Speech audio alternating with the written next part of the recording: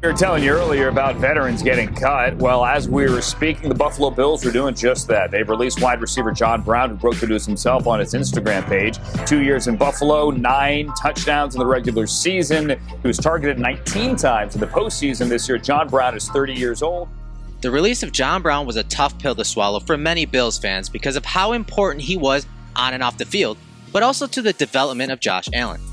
But given his cap number and constraints this year, and the production out of 2020 4th-round draft pick Gabriel Davis, Brown was expendable. What also made it emotional from Brown's perspective was that the team didn't appear to even offer an option to reduce his cap hit.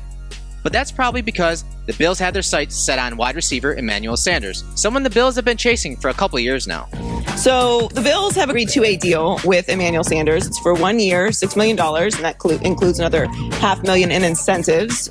This is a great move for the Bills. Bills now, with Josh Allen, have Stephon Diggs, Emmanuel Sanders, Cole Beasley, Gabriel Davis. Buffalo is basically showing you how to do it. This is how you support a young quarterback. So in today's episode, I wanted to highlight 3 reasons I believe the Bills have been enamored with Sanders over the years. I say 3, but let's keep it real. That's just a catchy headline. As you'll see in the film, there are a multitude of reasons why Sanders may have been preferred over John Brown.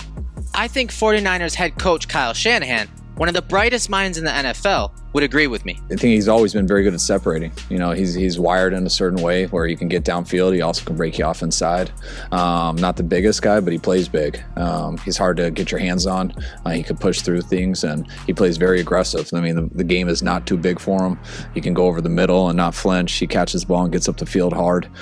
He's a very good football player, plus still a very good talent also. Sanders has played with future Hall of Famers Ben Roethlisberger, Peyton Manning, and most recently Drew Brees. But as Warren Sharp outlined, he's also played with some mediocre quarterbacks. Most recently, in 3 completely different offenses over the last 2 years. First in Denver in 2019, then San Francisco the second half of that season, and finally New Orleans last year. His ability to learn new schemes, then take them to the field quickly, should make the transition into the Bills' Erhardt-Perkins scheme easy. On the field, his football IQ helps him process zone coverages quickly in order to get open. When facing zone coverage, Sanders stands out as one of the league's best. He gained over 10 yards per target in 2020, which is even more impressive considering Drew Brees ranked near the bottom of the NFL in average depth of target. Part of the reason for the high yards per target is the fact that he hauled in 74% of the balls thrown his way. Sanders ranked 3rd in the NFL in EPA per target and 4th in percentage of targets with a positive value. This means when the ball was thrown to Sanders, good things usually happen. Looking at the difference between the 2 players, you can see Josh Allen struggled to connect with John Brown versus zone last season, as he ranks near the bottom of the league in these 4 metrics. Sanders joins a wide receiver room that already has 2 elite route runners in Cole Beasley and Stephon Diggs. According to Sports Info Solutions, Beasley, Sanders, and Diggs all cracked the top 5 in positive play percentage when targeted versus zone coverage. Not many did it better than these 3 when it came to bringing in targets and adding value on a given play. When it comes to making plays against zone coverage, Sanders is one of the best in the league, thanks to his ability to read coverages. In the short area, Sanders is really good at running shallow drag and drive concepts, routes that are underneath the linebacker level, and give him the option to read the coverage and leverage of the defenders.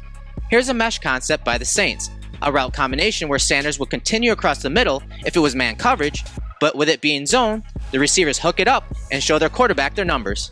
Here's a similar route by Sanders against the Bucs. As he comes across the middle, linebacker Levante David begins to expand horizontally, so Sanders hooks it up. But look at his body language. He non-verbally tells Brees, throw it inside. This sort of communication is incredibly important to Josh Allen, and something that Allen, Beasley, and Diggs worked on last season. On this play, Sanders needs to work around the curl flats defender. That defender tries spacing Sanders' route stem and the tight end going to the flats. Look at how tightly Sanders runs the route stem to the outside shoulder of the Bucs defender, so that once the defender expands horizontally to the flats, the QB can immediately hit him in the window. Same route here against the Panthers. This time, Sanders gets the attention of the flats defender with his eyes and a slight hesitation in the drive phase. This puts the defender in a bind and makes him think that Sanders is holding him so that the ball can be thrown out to the flats. The defender loses this game of chicken by screaming out wide, so Sanders curls it up and replaces him for the reception. Sanders discreetly works around defenders as they expand to their landmarks, and he routinely throttles down in windows, maximizing separation, making throws for the quarterbacks easy. Another one of the finer traits of Sanders is his versatility. As you can see, he can win from the slot and outside. Over the course of his career, he's primarily played outside, aligning in there 64% of the time. That is extremely important strategically for Brian Daboll, because just about everyone in the wide receiver room can align in multiple positions. But Sanders is also versatile in a sense that he doesn't just win versus zone coverage. He can beat man coverage too. Sanders' numbers against man don't pop quite as much compared to zone, but his elite route running shows up no matter the coverage, as he hauled in 72% of his targets when facing man. That's good for 5th among 63 qualifying wide receivers in 2020. When you turn on the film, you see why Sanders was 4th in positive play percentage against man coverage. He can win with his quickness at each level of the route, whereas Brown plays at one speed pretty much throughout the entire route.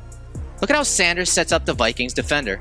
On the snap, he shows an outside release, turns upfield, then slightly attacks the cushion with a modified duck walk. What's a duck walk?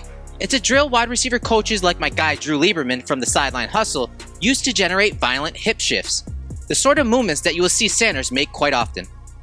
Back to the route by Sanders, look at what the two-way go and violent hip shift do to the footwork of the corner and how Sanders is able to explode and separate for Drew Brees.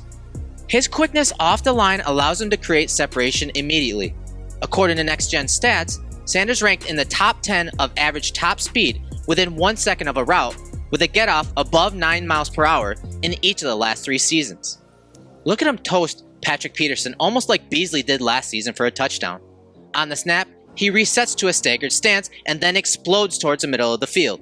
Sanders knows how to beat tight man coverage, and he's done it against some of the best in the league. On this play, Sanders stabs inside and uses his eyes to get Peterson to slide inside. Why? To help him release outside. Peterson recovers and gets into Sanders' hip. Then, prior to breaking outside, Sanders slightly pushes off to create separation. How about this release against Marlon Humphrey? On this play, Sanders uses a blade release. He dips and makes that near shoulder disappear as he releases inside. That eliminates any surface area for Humphrey to jam. Humphrey attempts to recover and get better leverage, at which time Sanders makes it look like he's going to run a curl route. But he actually runs a return route back out towards the boundary. The throw is low, but he adjusts and makes the catch. He's running precise routes like this in monsoon-like conditions. It's unreal. When Shanahan said that Sanders goes over the middle and doesn't flinch, he wasn't kidding. And that plays to the final major trait that showed on film, his competitive toughness. He has that dog mentality that we love to see between the chalk. He isn't afraid to go over the middle and make a catch in traffic for his quarterback. He may only be 5'11 and right around 190 pounds, but he plays much bigger. He sacrifices his body for his team by running full speed into clusters of 3 and 4 defenders, catches the ball, takes a hit, and emphatically gets up. He kind of reminds me of Steve Smith in that regard. Intense concentration, elite level tracking, and sheer determination are at the core of his ability to make these sort of catches in traffic. One of the areas that I would love to see Sanders utilized in is in the Bills' play-action game. This will really maximize all of his traits, especially play-action passes from under center. Sanders has shown that he can weave in and out of the first and second levels of the defense, run routes with multiple breaks, then carry the route across the field or snap it off at the top. He's on the wrong side at 30, but he can still stretch the field, so corners have to still respect that. His speed, flexibility in his ankles, and ability to drop his hips allow him to come to a stop rather suddenly. Remember the dagger concept the Bills loved to run to Gabriel Davis and John Brown in 2020? Well, now picture that with Sanders running it with the route running acumen that he brings to the table. All of you 12 personnel truthers, listen up. The Bills only used that personnel 8% of the time in 2020. It was a heavy run tendency, but even so, they still averaged 4.9 yards per attempt per Sports Info Solutions. They only attempted 30 passes out of the grouping, which was ranked the second fewest, but they registered 9.7 yards per attempt and a 13.3% touchdown percentage, both ranked near the top of the league. Now, that is mainly because of Daboll's ability to scheme the position in the red zone. But what if they could use multiple tight end sets and augment their passing game between the 20s? Especially their play-action passing game from under center. Something they only did out of 12 personnel 23 times in 2020, the 5th fewest. Maybe instead of seeing a lot of those too high safety structures, maybe the defense brings a safety into the box. And now you're able to maximize Allen's big arm and Sanders' ability to execute these routes off of play action. Sanders is everything that Coach Shanahan described and more. While he is a little long in the tooth, his skills have barely diminished. He's smart, knows how to read coverages, knows how to attack leverage, and find windows and zones. Against man coverage, he routinely uses his quickness and suddenness to win during the release, drive phase, and break point of the route stem. He's a fiery competitor whose mentality will elevate the toughness in the receiver room and ignite the stadium when he makes a tough catch to bail out his quarterback. Sanders' positional flexibility and football IQ will allow him to play in the slot and out wide, making him, the receiver room, and the Bills' passing offense very difficult to defend. The Bills may have lost a few receivers this offseason, but the one they added, Emmanuel Sanders, will allow the Bills to keep their fastball.